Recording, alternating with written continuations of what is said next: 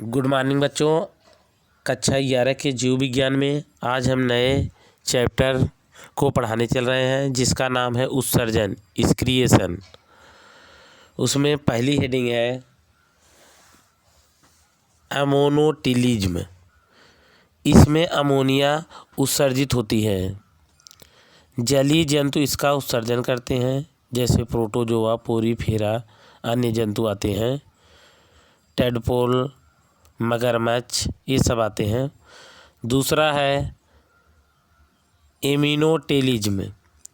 ये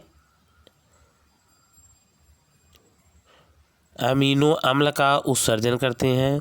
यह एक विषहीन होता है। यह उभयचर जंतुओं में पाया जाता है, जैसे यूनियो हो गया।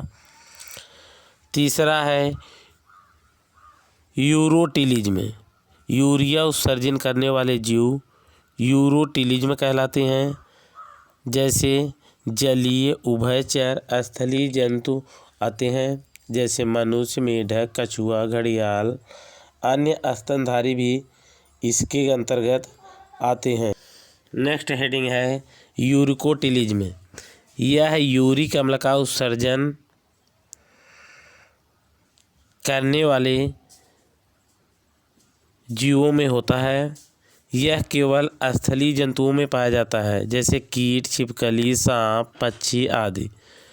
नेक्स्ट हेडिंग है मानव उत्सर्जन तंत्र की संरचना और कार्य। मनुष्य में उत्सर्जीय तंत्र एक जोड़ी वृक्क, एक जोड़ी मूत्र नलिका, एक मूत्राशय तथा एक मूत्र मार्ग से मिलकर बना होता है। नेक्स्ट हेडिंग है वृक्क, किडनी। यह गहरे भूरे रंग की होती है। बायां वृक्क दाएं वृक्क से थोड़ा सा ऊपर स्थित होता है। प्रत्येक वृक्क पेरिटोनियम द्वारा आच्छादित होता है। वृक्क की लंबाई लगभग 10 से 12 सेंटीमीटर, चौड़ाई लगभग 5 से 6 सेंटीमीटर तथा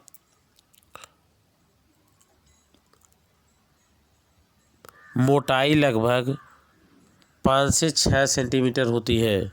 चौड़ाई 2 से 3 सेंटीमीटर होती है। इसका भार लगभग 120 से 170 ग्राम होता है। इसके दबे भाग को हाइलम कहते हैं। हाइलम के भीतरी भाग को पेल्विस कहते हैं। नेक्स्ट हेडिंग है वृक्क की आंतरिक संरचना। प्रत्येक वृक्क अपने चारों ओर से एक पतले संयोजी ऊतक से ढका होता है। इसके दो भाग कार्टेक्स और मेडुला होते हैं। वृक्क का बाहरी भाग कार्टेक्स कहलाता है तथा अंदर का भाग मेडुला होता है। मेडुला में लगभग 10 से 12 पिरामिड्स पाए जाते हैं। जो पिरामिड्स का आकार है वो कार्टेक्स की तरफ थोड़ा सा चौड़ा होता है और जो है मेडुला की तरफ थोड़ा पतला होता है। इसकी संख्या 10 से 12 होती है। वृक्काणु की संरचना। वृक्क की नलिकाएं जो होती है वो वृक्काणु कहलाती है। इसकी संरचना देखिए। नेफ्रॉन के 2 भाग होते हैं। नेफ्रॉन के मुख्य 2 भाग होते हैं। ग्लोमेरुलस होता है, वृक्क नलिका होती है। तो इसमें नंबर 1 भाग देखना है ग्लोमेरुलस। प्रत्येक ग्लोमेरुलस धमनी की शाखा अभिवाही धमनी तथा अपवाही धमनी से बटा होता है। जो रुधिर को लेकर जाती है उसे अभिवाही धमनी कहते हैं, और जो वहाँ से फिल्टर होने के बाद जो है जो बाहर नलिका निकालती है उसे जो है अपवाही धमनी कहते हैं। प्रत्येक वृक्क नलिका 4 प्रमुख भागों में बटी होती है। जो वृक्क की नलिका है, वृक्क की नलिका जो होती है वो वृक्क की संरचनात्मक एवं क्रियात्मक इकाई होती है। तो वृक्क की नलिका के जो भाग होते हैं वो जो है निम्नलिखित होते हैं। मुख्य रूप से 4 प्रकार के 4 भाग होते हैं। तो आगे उसके बारे में हम बताएंगे। पहले नेक्स्ट हेडिंग देखिए उत्सर्जन में अन्य की भूमिका। देखो उत्सर्जन के लिए अन्य की भी भूमिका पाई जाती है। केवल वृक्क ही नहीं उत्सर्जन का कार्य करता, उसके साथ अन्य भी भाग कार्य करते हैं। जैसे त्वचा है, त्वचा के द्वारा जैसे पसीना शरीर से बाहर निकलता है। फेफड़े भी उत्सर्जन का कार्य करते हैं, जिससे कार्बन डाइऑक्साइड होकर जो है बाहर निकलती है। यकृत भी होता है, पित्त का स्राव करता है, पित्त का निर्माण करता है। ये भी उत्सर्जन का कार्य करते हैं। और भी अंग है। तो नेक्स्ट हेडिंग है उत्सर्जन क्रिया। उत्सर्जन की क्रिया विधि 2 भागों में बांटा गया है। नंबर 1, यकृत में यूरिया का निर्माण।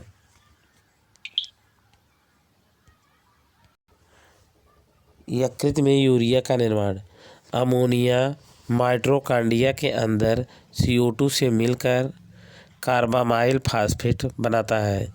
इसके लिए कार्बामाइल फास्फेट सिंथेटेज एंजाइम की आवश्यकता होती है। दूसरा पॉइंट है कार्बामाइल फास्फेट ऑर्निथीन अमीनो अम्ल से क्रिया करके सिट्रिलिन बनाता है। इसको ध्यानपूर्वक देखते रहना आप लोग। नीचे जो है इसका फिगर दिखाया गया है किस प्रकार से ये सब क्रिया हो रही है, सिट्रिलिन का कैसे निर्माण हो रहा है। सिट्रिलिन एस्पार्टिन अम्ल से क्रिया करके आर्जिनो सक्सिनिक अम्ल बनाता है।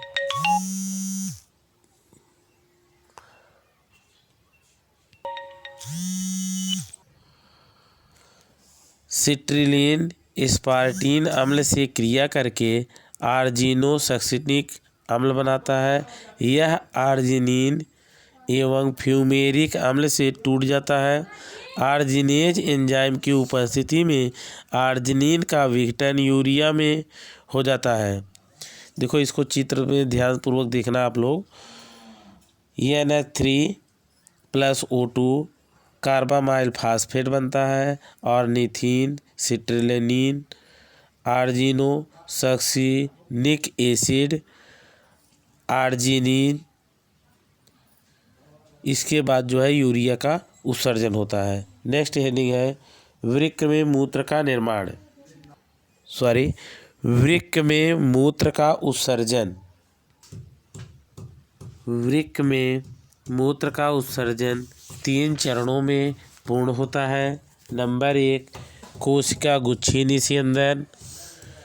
नंबर 2, ट्यूबुलर पुनर्वशोषण। नंबर 3, ट्यूबुलर श्रावण। नंबर 1 है ग्लोमेरुलर फिल्ट्रेशन। अभिवाही धमनी का व्यास अपवाही धमनी से अधिक होता है। इससे रुधिर द्वारा ग्लोमेरुलस की कोशिकाओं में एक दाब उत्पन्न होता है जिसे ग्लोमेरुलस द्रव स्थैतिक दाब कहते हैं, जिसे GHP ग्लोमेरुलस हाइड्रोस्टैटिक प्रेशर कहते हैं। यह लगभग 75 mmHg होता है।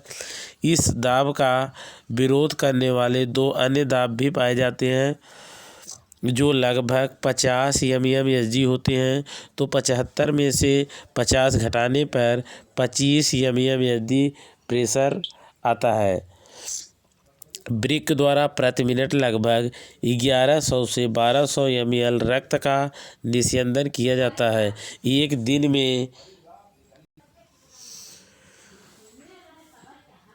दिन में लगभग 180 लीटर मूत्र निर्माण के दौरान नलिकाकार कोशिकाएं निस्यंदन में H+ और K+ और NH3 जैसे पदार्थों का स्रावण करती हैं।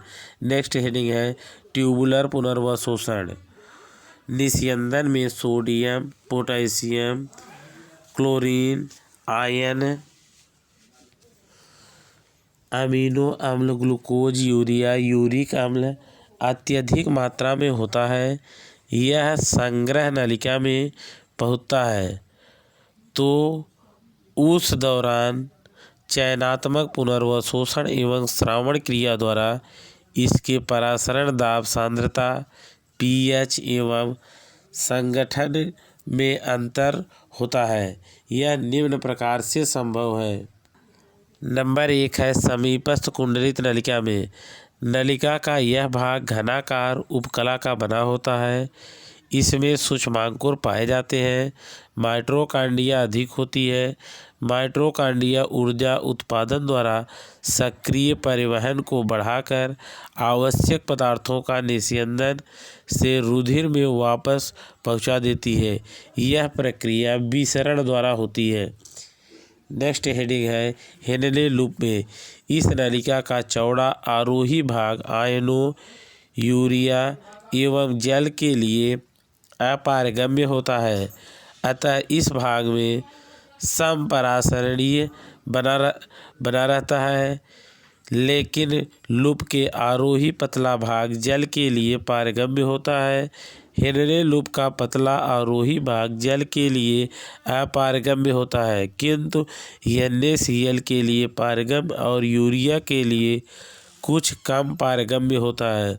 लूप के चौड़े आरोही भाग से भी Na+ तथा Cl- को सक्रिय आवागमन द्वारा मेडुला के ऊतक द्रव्य में पहुंचा दिया जाता है, जहां से आयन विसरण द्वारा रुधिर में पहुंच जाते हैं।